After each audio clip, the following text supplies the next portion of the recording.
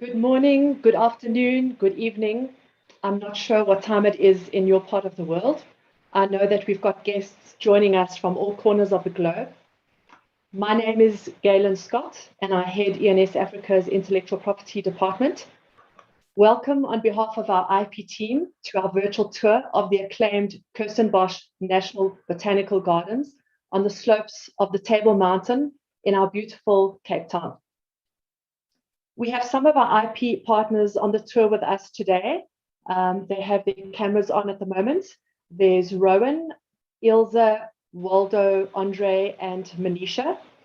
And we thought that since we've been unable to travel internationally, we would bring Africa to you and spend some informal time with you to thank you for your ongoing support. Waldo Steyn, the head of ENSafrica's commercial IP team, and who is based in our Cape Town office, and expert local tour guide, Kirsten Kieran, will lead you on a virtual tour of one of Africa's greatest landscapes and provide insights into the unique national and cultural heritage of the Cape. Enough from me. Please enjoy. Over to you, Waldo and Kirsten.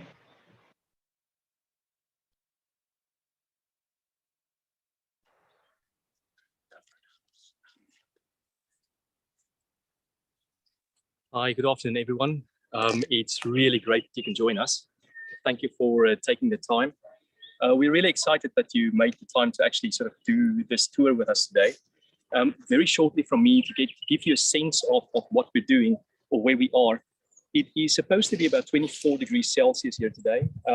What happened now is that the sun just went down on the western side of the mountain, which means with the shade coming over, the temperature literally dropped a few degrees almost immediately. There's hardly a breeze here at the moment, so it's a nice quiet day. If you were here, it would be quite comfortable. And the sad thing is that you can't experience the smells and the richness of the non-visual elements of the garden. And although Kirsten's going to show you sort of the different plants and tell you much more about them, I really wish you were here to feel the breeze and to smell the smells and to hear the whole array of birds and insects and everything that's around us. It's such a rich experience. We really hope that one day we will have a chance for you to come and join us here and to actually walk this garden with us. That's the introduction from me. I hope you get a bit of a feeling for Kirstenbosch and where we are.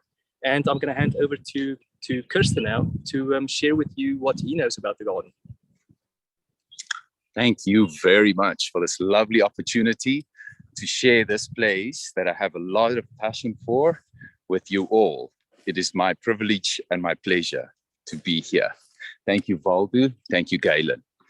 The mountain behind us is also regarded as one of the most ancient on the planet. This Table Mountain has got levels of sedimentary rocks at the top, and it's right now, as we speak, soaking up this beautiful, nutritious water, the clouds, that actually filters into the rocks. You can say it absorbs it like a sponge of sorts. And then perhaps some years later, just on the valleys underneath us here where the city is today, coming into view now, that is where you will find the most delicious crystal clear water fountains. And that is also the lifeblood of the livelihood of our city. That's the reason why our ancestors came to settle here. And one of the earliest names of this area is Kamisa, place of sweet water, also known as Hurikwahu, which means Mountain, this Table Mountain that almost rises out of the ocean. Here we are walking at the Kirstenbosch National Botanical Garden. There's a whole network of trails and facilities where people come with their families. It's one of 20 national parks in South Africa that we are very proud of. This National Botanical Reserve here is also known for fynbos, and that may be a new word for some of us. Fynbos is spelled F-Y-N-B-O-S. And if there's anything to take away from the nature and the plants here at the Cape, then fynbos would be right up on that list. The fynbos is a unique vegetation type at the southern tip of Africa, and it includes famous families such as the Proteas, the Ericas, the Geophytes. It also includes these plants here right around us, like the leucosperms or pincushions, as you can see. These Proteas flower especially in the winter time, just after our rain season. Our rains come mostly in the winter time, since we have a Mediterranean climate at the Cape. And that is also the reason why we have such delicious wines at the Cape. We have that Mediterranean climate to thank. Just going to take you around here 360 degrees so that you can see a little bit more about where we are. Perhaps now and again you may hear a bird calling, and if it is close enough, I will also stop talking for a moment and hopefully you can hear that. Of course, please feel free to ask any questions. And I'll also just tell you about this lonely stem here in front of me. This is the kiepersol, or the Casonia tree. And when we were young, my dad told us a joke in order for us to remember that, the name of that tree, Valdo. And the joke was, when a troop of baboons jump into that tree up there, the first one is going to yell, "Hey guys, this tree cannot keep us all. Kiepersol. It's the kiepersol tree that won't keep us all." Kirsten, maybe if I could just quickly add there. Listen, everyone, sort of, if you have questions, please place it on the Q&A, and Galen will catch that and she will ask me and Kirsten, and we will be able to respond to that. Thank you so much. Please, questions, most welcomed. You can see in the distance there, perhaps the city of Cape Town. Now, the historical part of Cape Town, the city center, is behind us, behind the mountain here.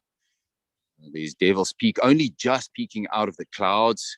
And then around that corner, there is the city center, the historical center of Cape Town. But the biggest part of the city is actually pretty much in view right now. The so-called Cape Flats, which is a geographical area connecting the mountains behind us to the ones in the distance there. I hope you can see the mountains in the distance there. Those are the Cape Fold Mountains. And these mountains are dynamically still moving on the crust of the earth. The mountains behind us, in other words, there they are one more time, are moving away from the mountains ahead of us in the distance. Perhaps about 1 millimeter a year. So maybe Cape Town in a few million years will be an island all by itself in the Atlantic Ocean. It's a very tree-rich area. Ooh, I'm just going to swing around here. We may or maybe not catch a glimpse of it, but there is a Cape sugar bird in the bushes here behind us. Let's just see if it comes out. Sometimes when you are looking at birds or looking for birds, you will make a little sound that we call sting. And sting is just a fake alarm call to see if you can actually cheat a bird and make them believe there's something dangerous. But in the process, they come out and sit on top of the bush for a good view. I think these Cape sugar birds are also nesting here at the moment. Even Balder's trying to find them here for us. Let's move on a little bit. With some luck, you might see at least 2 or 3 different nectar-feeding birds in a garden like this. So just to get back to the fynbos and the Proteas a little bit, one more time. There's at least 5 big arms to the Fynbos, the Proteus, Ericus, Geophytes, and then also the Ericus, Geophytes, Proteus, and then the Sororius and the Mimetes. Now, these are more rare Proteus, the Sororius and Mimetes. And there's some of the Mimetes, which is also called the Rooi Stompie or the red stump, coming up here ahead of us. But before we get there, I would just like to show you this plant here. Nothing too flashy apart from the beautiful silver coloring. Valdu said that it's so unfortunate that we are not able to walk with you here in the garden today. And definitely that is true, because if you were here, you would also be able to smell this very delicious plant, the one that we just picked a small piece of, and we're just picking a small piece and smelling that. This is called kooigoed. In the ancient Khoi cultures of the Cape, early humans at the Cape were collecting some of these plants, drying them out, and then making a bed, a very comfortable bed to sleep on. Kooigoed literally also means bed goods or material that you would use to make a bed from. Kirsten, maybe if I can just add, so you don't have the benefit of feeling this, but this is actually a very soft leaf. It's really, really soft. It's almost like it's a little bit hairy, but not hard hairy. It's and it's got the most beautiful fragrance to it. And to be honest with you, it makes me a little bit feel like a child and want to jump into it, to be honest. I'm going to go to bed. Good night. Kirsten, we have a question. Ooh, thank you. Please. From Himnish has said, is the area free of dangerous animals? Oh, Himnish, that's a great question. I think apart from this one and that one, we should be okay. That's a good question. So to answer that, I've actually walked here with my kids very, very early in the morning, like sort of 5 o'clock on our way to the mountain. Are they okay? It was very cold in the mountain, but so it is really quite safe if you're in the garden, yes. Absolutely. The predators that we do find on the peninsula nowadays, the largest predators include the caracal, which is also a small predatory cat here, and it hunts the guinea fowl and other small birds, for example, in the garden, as well as reptiles and other things. But apart from this caracal, also known as the African lynx, that's the largest of the predators nowadays in this garden. However, in days gone by, there were most certainly lions and leopards at the Cape. Today, to get to the area where there's lions and leopards, you have to travel just perhaps a few hours, if that much, out of town. This is the Mimetes, or the Rooi Stompie. I'd just like to show you this beautiful flower. The white parts there are actually the flowers of this Protea species. Rooi Stompie, look at these beautiful red. The red are actually not part of the flowers, but rather just ornamental leaves. So the leaves discolor like that to attract insects and birds for the pollination process. Also a wild olive tree up from us here. So olives were, of course, cultivated from this very tree here that has grown in Africa for many, many years. And just because we're talking also about useful plants, may I just point out the Restio in view right now? This is a very popular family of plants, and it's used also oftentimes to make roofs or some kind of a thatch from. The Restios are very prized for roofs, and it's quite an expensive type of roof. In fact, on the left-hand side of your screen, that slightly smaller one is the one typically, that's the species typically used for thatch roofs.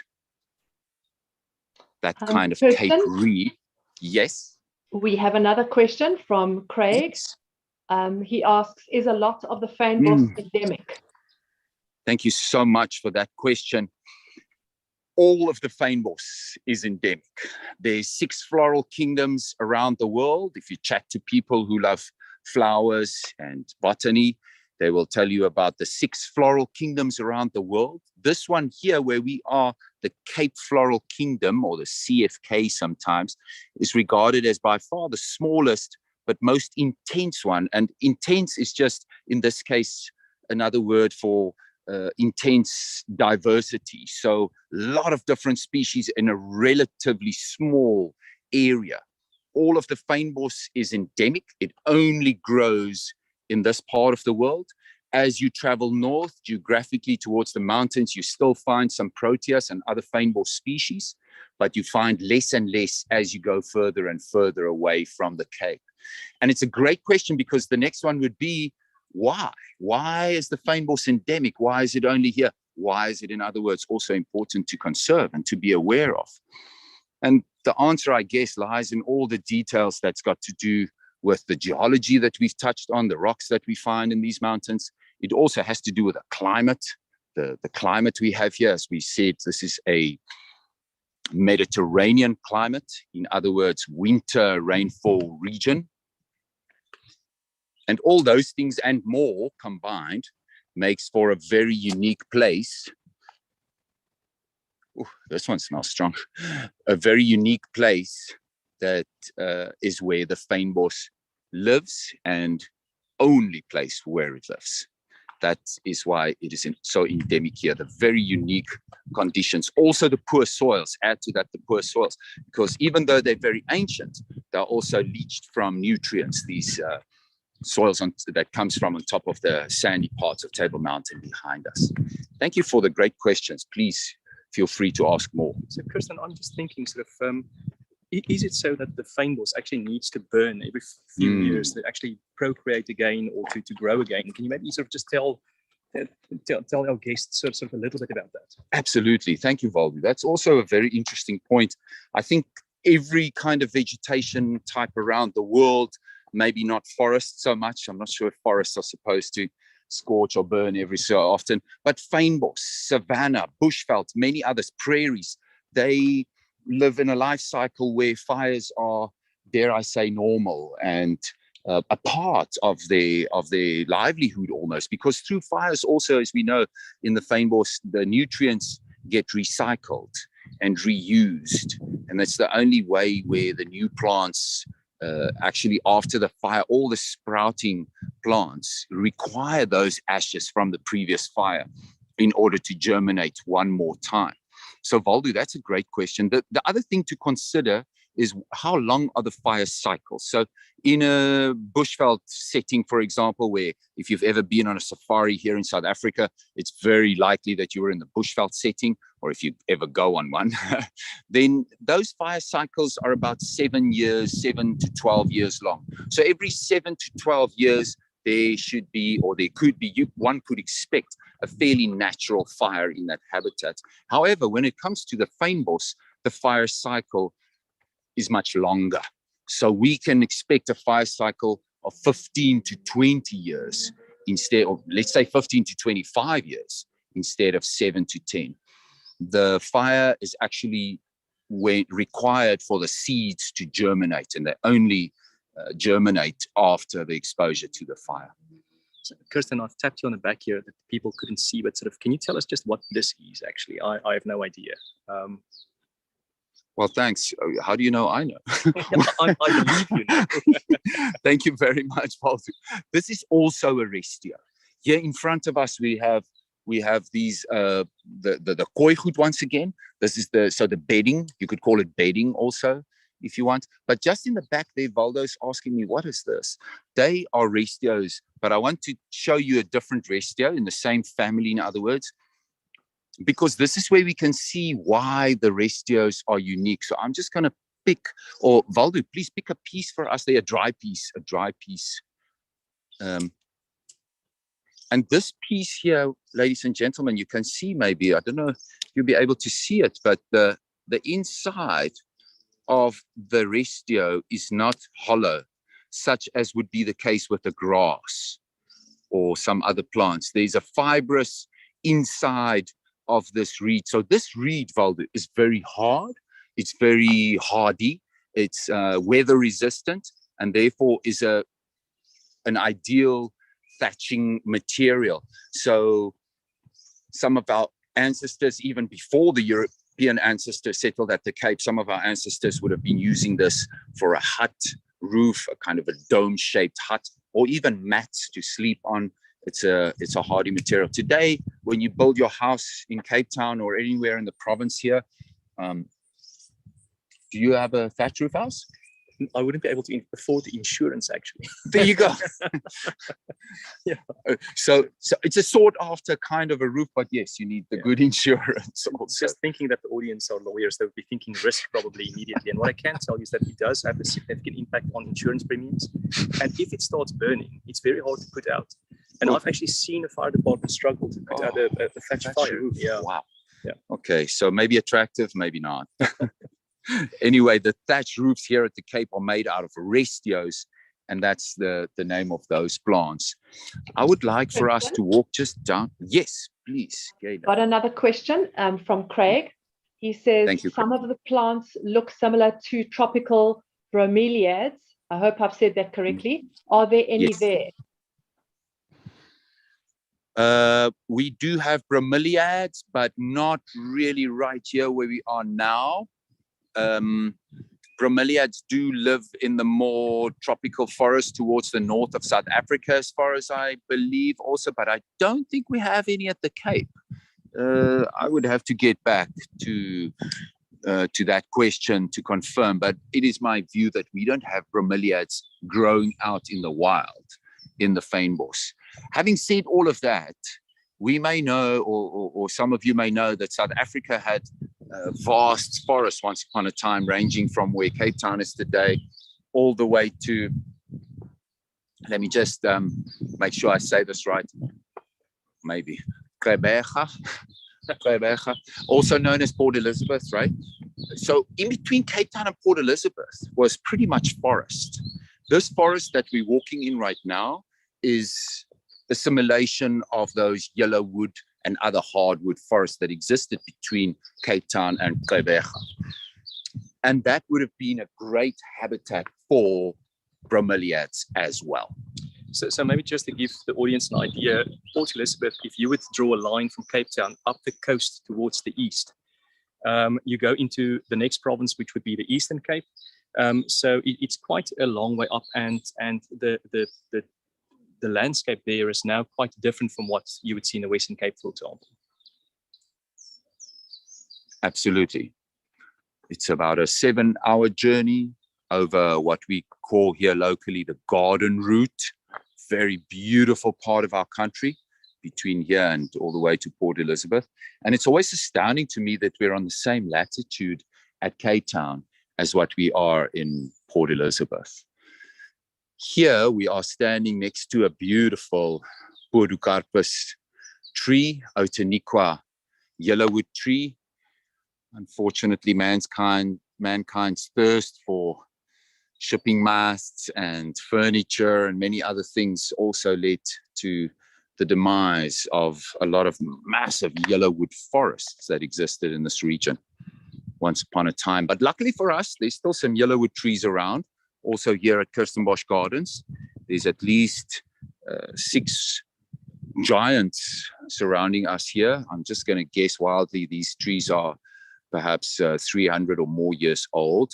Only a few yellowwoods survived around these parts. The biggest ones were, of course, harvested. And some of these yellowwood trees would grow to over 1,000 years, historically speaking. So the reason why I think the wood was so popular for furniture is because it's very light in color, but not a white. It's a very yellow. That's where the name comes from as well. But it's a beautiful, but I think if I recall correctly, a relatively soft wood. Easy to work. Yes. Easy to work, yeah.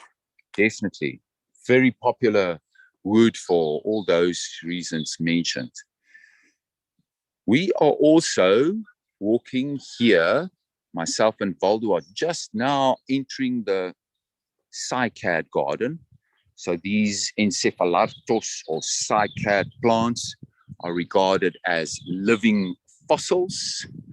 Sometimes people call them living fossils. It's said that 65 million years ago, there were some cycads that survived the end of the dinosaurs, survived that part, even though these cycads that we see today in our world are very few and far between. They're about 2 million years old, apparently, in their evolutionary cycle, in their evolutionary span. But there's a few cycads in the back there, and some of the tallest ones there are so unique that only one cluster, you may note that they grow in clusters, and only one cluster was ever found of that specific cycad. The cycad, because it's also here at the Dell area of the garden, it's appropriate to have these ancient plants, valuable plants, right in the area here of the Dell. So I have a question, and that is at the top there of this cycad, you will see an light yellow, orange colored, I'm not sure what I would describe it as. Seed pod. Can you tell us what that is? Definitely. So the interesting thing, back here, thanks.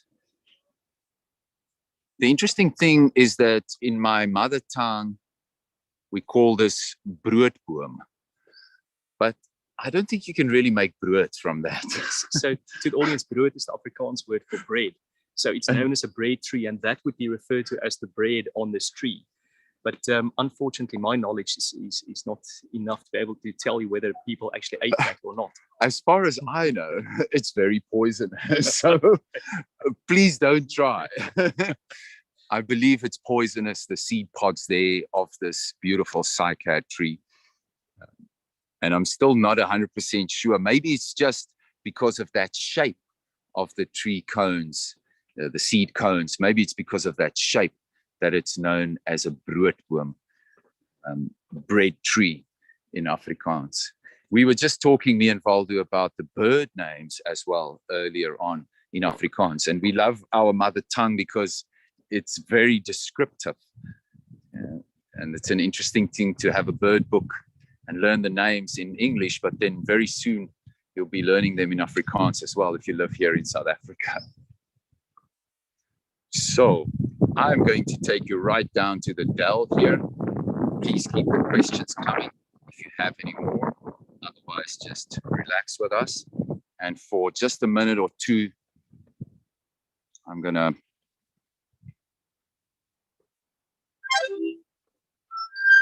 maybe you've heard this tune before.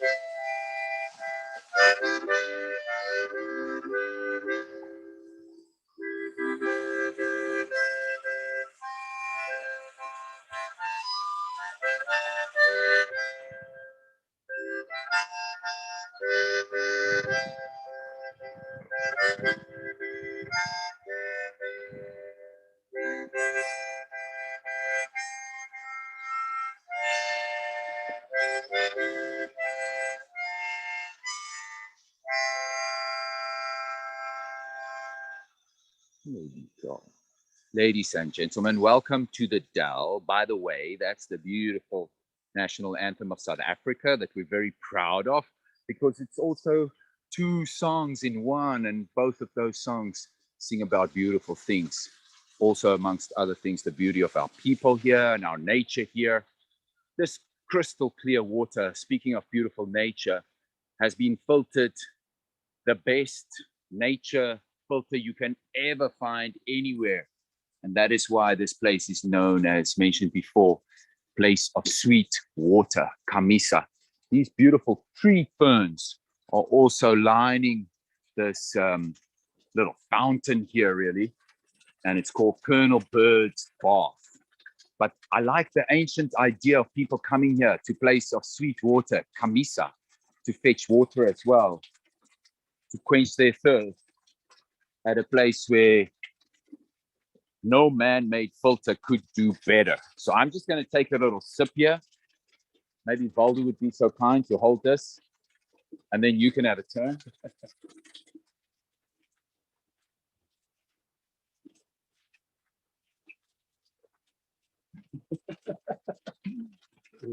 Wow, magnificent. Come on, Valdo, get in there. The Kirstenbosch baptism. Wonderful. Not many places in the world where we are so lucky enough to be able to drink from a natural spring fountain. And live to tell the tale. Well, it's only been a minute or two, right? Live to tell the tale, that's right. We have a very exciting and a beautiful tale here to tell you today. The last time I came here a few days ago, there were little kids playing in the stream. And here you can see why it's such a popular family destination as well for people here in the Cape and from all over the world. We still have a few yellowwood trees ahead of us. And there's also in this beautiful forest around us, there's also some yellowwood as well as wild fig trees in the distance there ahead of us, wild fig trees.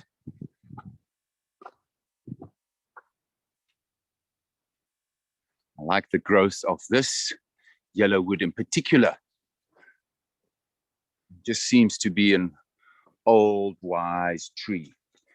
Just to touch a little bit on the history of Kirstenbosch. This was, as mentioned, also the place where people have been coming to for many, many years to fetch clean, crystal clear drinking water. But more recently, in our history in the past 200 or so years, it was also owned by Cecil John Rhodes once upon a time. He bought it as a working farm. And in those days, it was not a garden at all yet.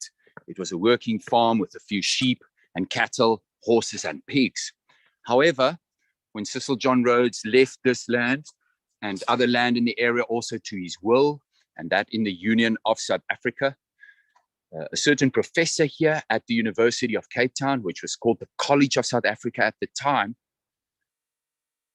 And that professor is really who we have to thank. In about 1912, that professor came up with the idea to have this as a botanical haven, a place where plants can find a permanent home, and also a place where we can celebrate this magnificence of the fynbos biome. If there is a question, please, we would very, very much like to hear it.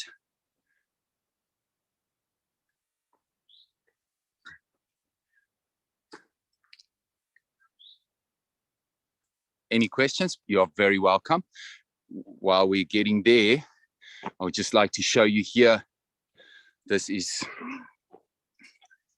the grave of Henry Harold Welch Pearson.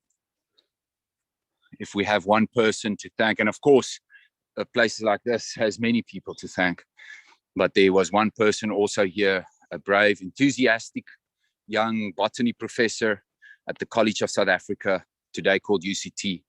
Thank you, Professor Pearson, for dreaming this garden, and today it's a reality. We're going to sneak over here because we still definitely want to show you a famous bridge as well. Now, in 2013, there was a competition drawn up to celebrate the 100-year anniversary of the garden.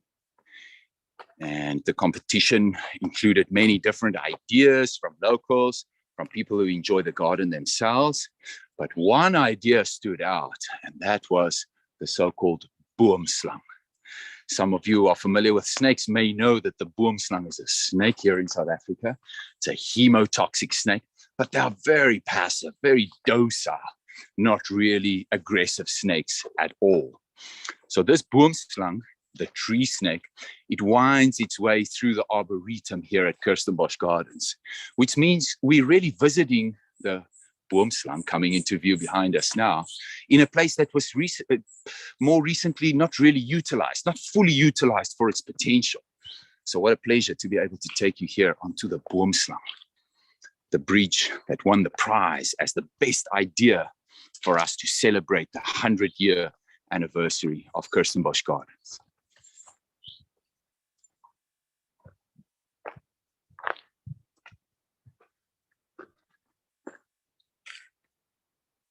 Thanks, Valdu. We're coming from the tail side of the Boomslang, the centenary tree canopy walkway.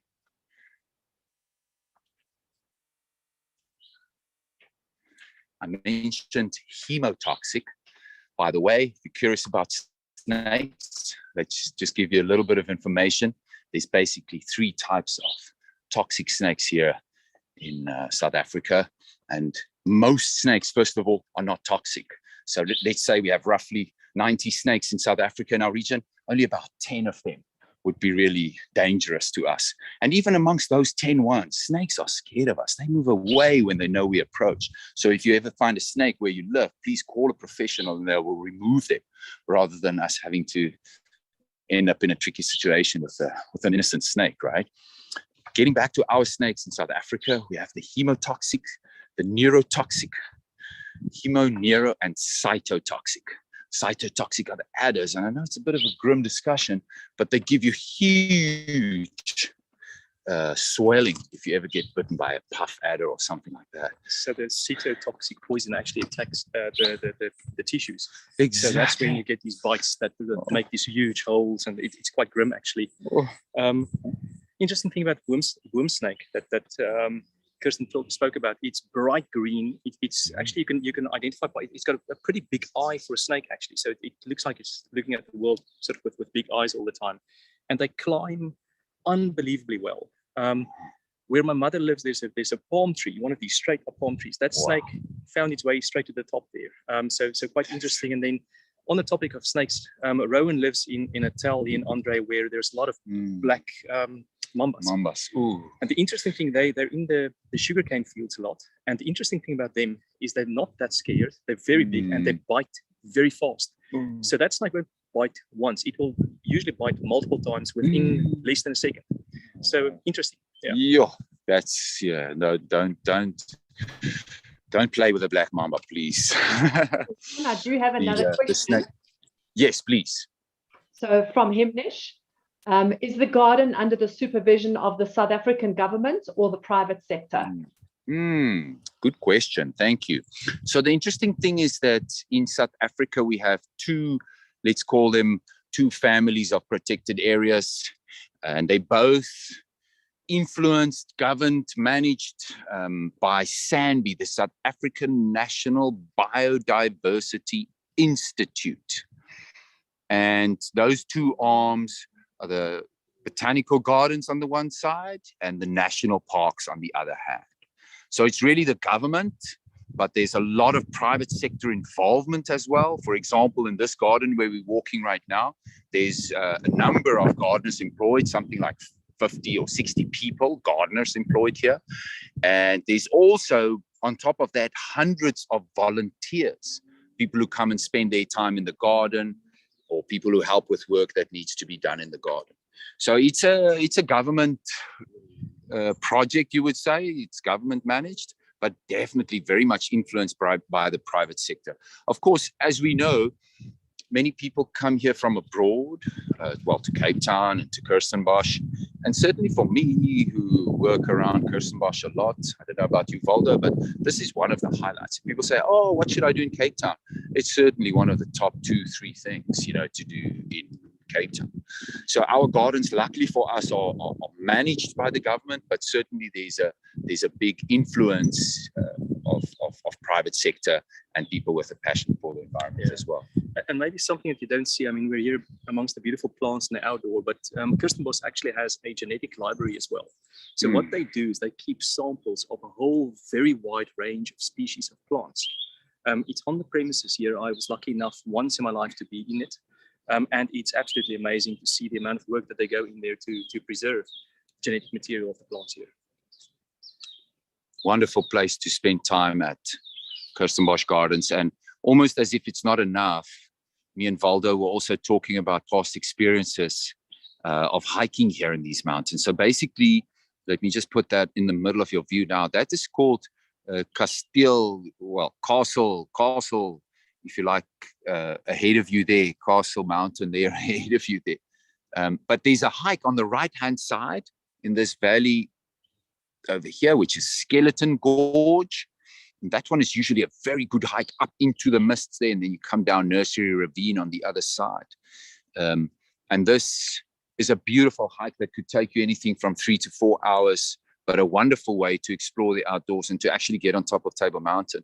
And although you can't see it now, and also it doesn't really look flat from the south or the southeast where we are now, it looks flat from the north, Table Mountain does.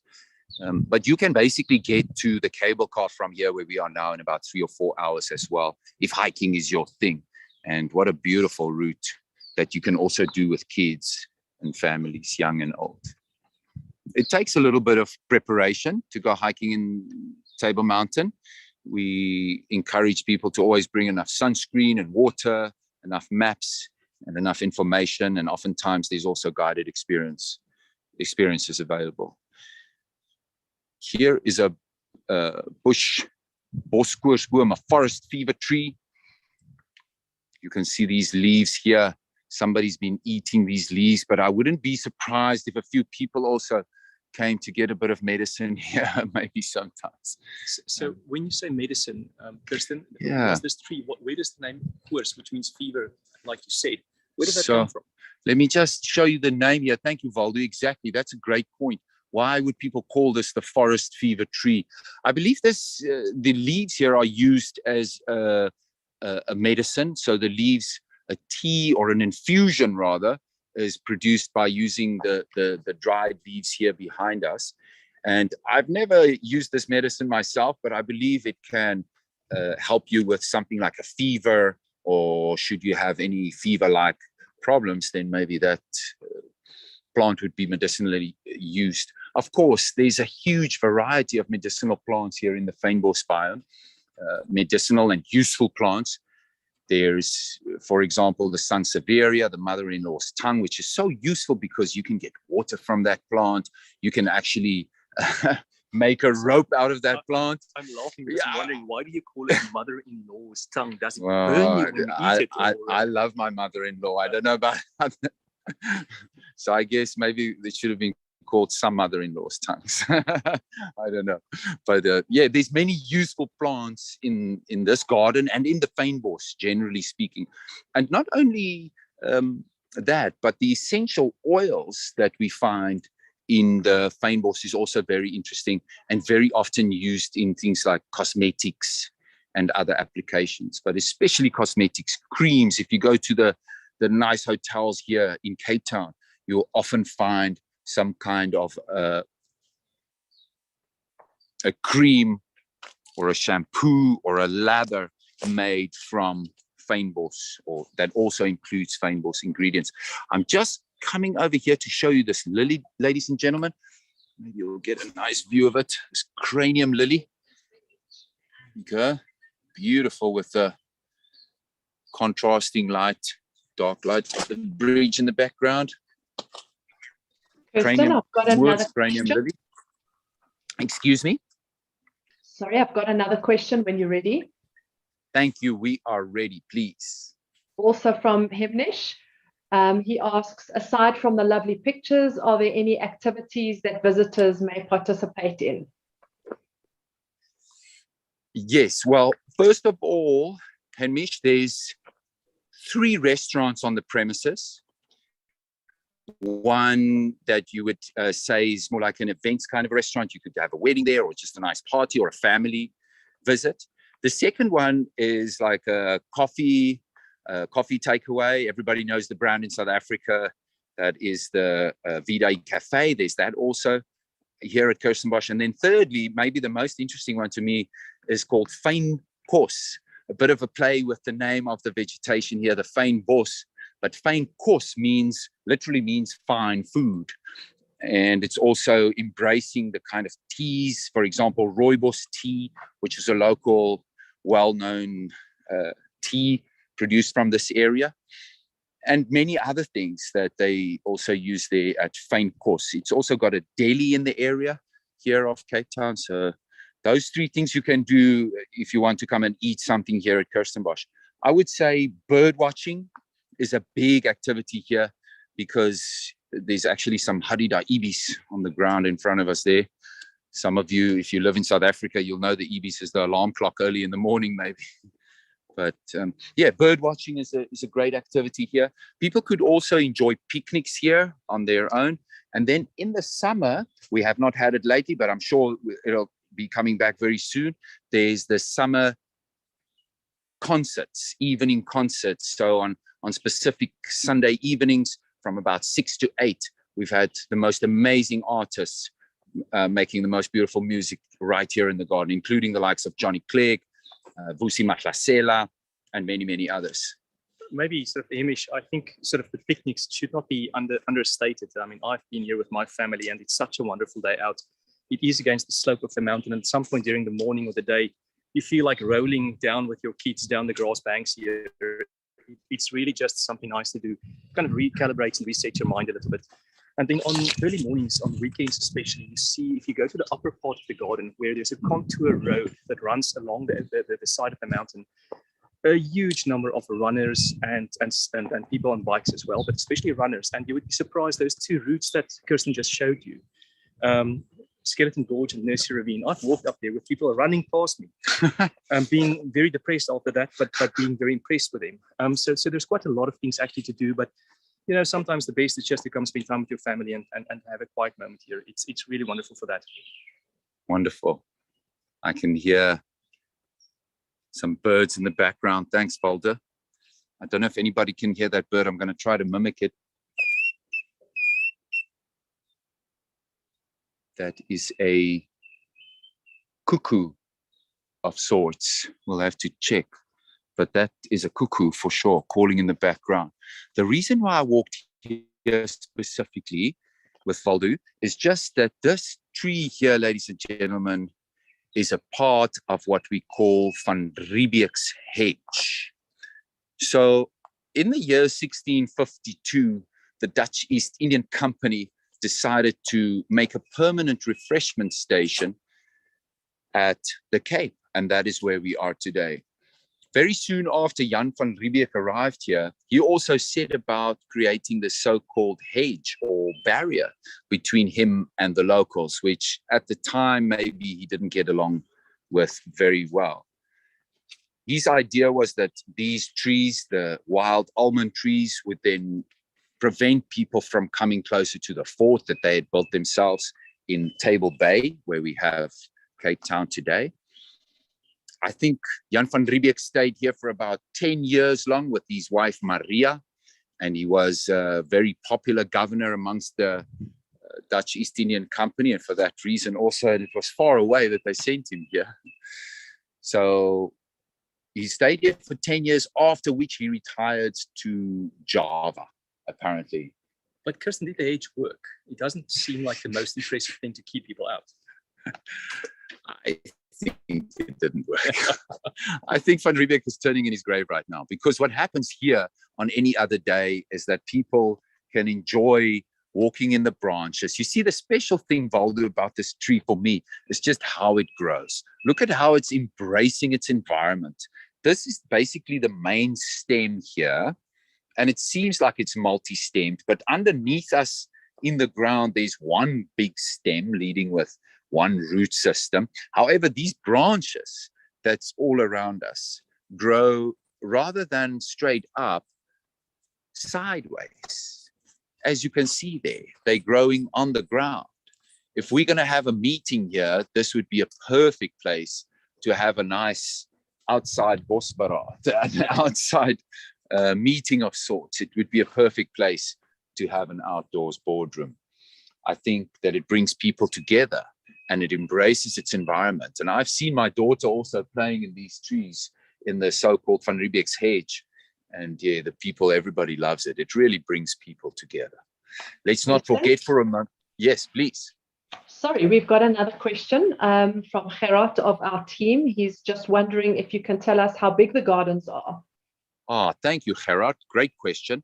With that, let's maybe take another little walk so that we can show you for a little bit more of the garden here. Gerard, the garden is about 40 hectares, and that would be the equivalent of 80 acres in size, more or less. However, if you come and hike in this area, you don't have to stop there. You can carry on and go into Newlands Forest, and that's hundreds of hectares, all the way to Devil's Peak, all the way around to Table Mountain, as mentioned before. And once you get out of the garden, there's hundreds and thousands of acres to explore in this area. But Gerard, there's also the main gates to get into the garden with. There's 3 gates at least where you could, let's say, buy a ticket and get in. Once you're in here, you can basically go where you want, also into the mountains, as mentioned, with those precautions like water and sunscreen and a very good map and maybe a phone. And other than that, prepare yourself for some magnificent adventures on the slopes of Table Mountain. I want to walk you towards the Succulent Garden, also a little bit drier, a little bit different. Here we have a paperbark acacia. You can see the tree here maybe and the stem of almost flake-like bark. So interestingly enough, the acacia trees have just been rebranded. In South Africa, Valdo, I don't know if you know this, but we are apparently not going to be able to call our acacias by that name anymore. We have different names for acacias now. They include Senegalia and others. And the reason is because, very interestingly, there's acacias in Africa and there's acacias in Australia.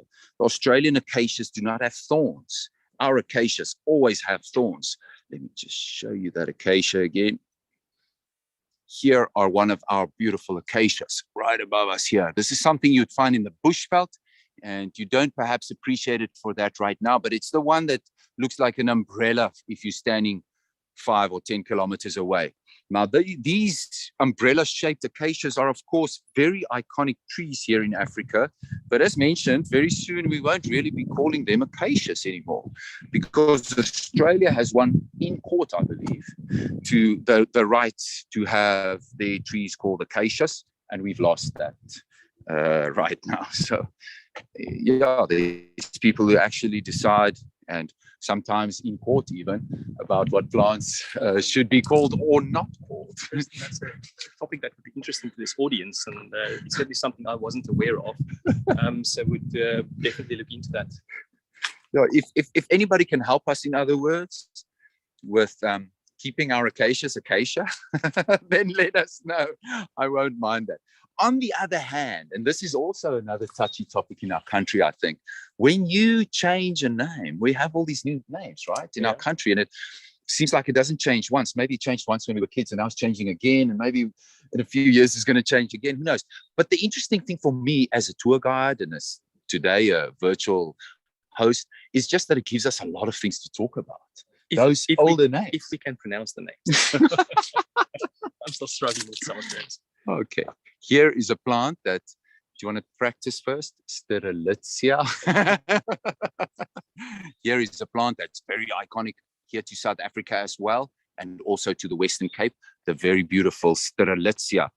And there's one of them that has also been dubbed Mandela's Gold.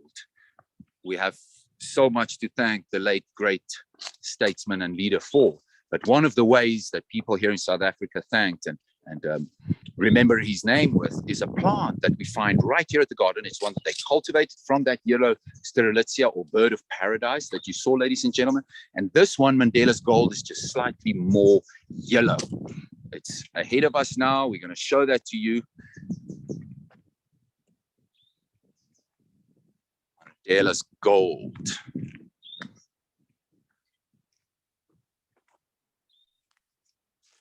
Here we go. As you can see, slightly more yellow golden color really beautiful plant cultivated right here in Kirstenbosch in remembrance of Nelson Rolihlahla Mandela.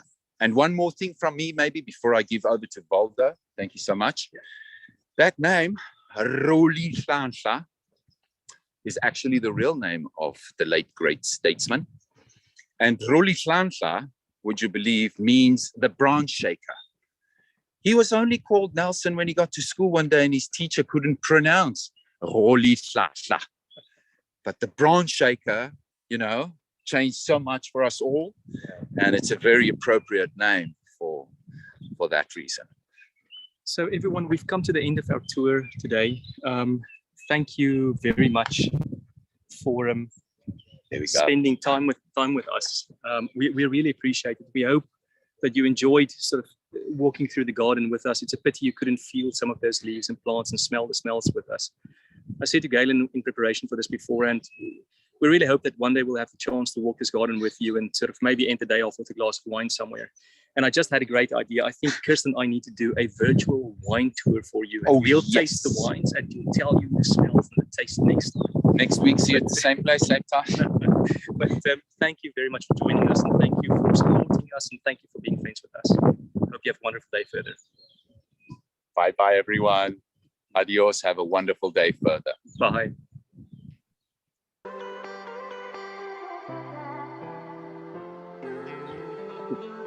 Why don't you? Fine.